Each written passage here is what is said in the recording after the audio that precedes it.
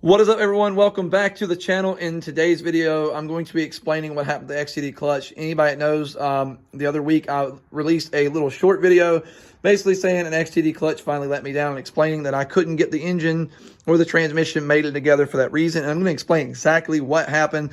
First of all, I want to say that it was not a failure on the clutch's part at all. It was not a mechanical failure.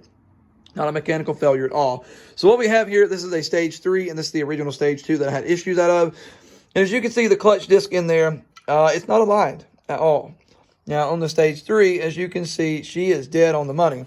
Now, the problem with this is when you're running an Eclipse, a Neon, an SRT4, or a PT Cruiser style clutch, they're what is known as modular. What that means is a one-piece setup riveted together.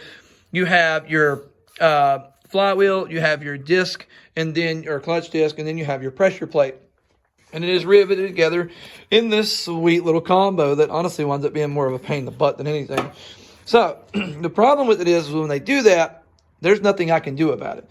That clutch is being pressed by the pressure plate right now, and she's in there. She's been held nice and tight. Now, there's certain things that I may can do to actually still get this lined up, but it's going to be more likely time consuming and it may fail, so I didn't want to deal with it. I wasn't really wanting to order another clutch. I'm putting a lot of money in a stock motor setup, which is kind of irritating, but I do need to get this car on the track, set up the suspension and the ECU. I want to learn how to tune on a standalone ECU on this motor, because if I mess this up, it's a stock motor. So this is basically for learning, but that was the problem that I had. So I decided to go ahead and go the stage 3 on this one. And now the difference is this is a 6-puck ceramic. You can actually see the puck in there and then the puck over there, the clutch material. And this is just a standard wheel, kind of like the stock one. It just has a pressure plate that grabs a little harder, and supposedly there's supposed to be a little stiffer springs. The bevel spring, basically the fingers on this one, seems to be a little thicker. Now, I do want to basically say before anyone takes this out of context, this is not the clutch of all clutches. It's just not. This is not a competition clutch. It's not a spec clutch. It's not a clutch master, not an Exetti, and it's not a South Bend. These clutches, I mean, I've had a lot of luck with them in extreme conditions, but that's probably a very rare circumstance. Who knows how this guy's going to go?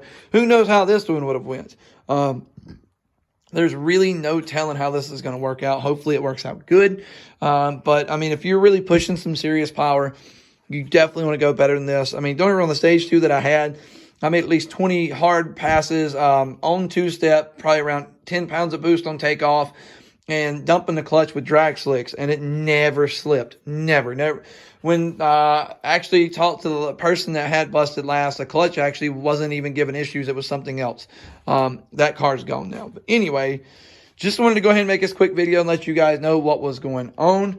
That way you guys are informed. Don't forget, guys, make sure you smack that subscribe button. I got so much cool stuff going on this car. Hopefully here in a little bit we get this guy together. But I wanted to make this video real quick and let you guys know exactly what had happened, and that it was not a mechanical failure.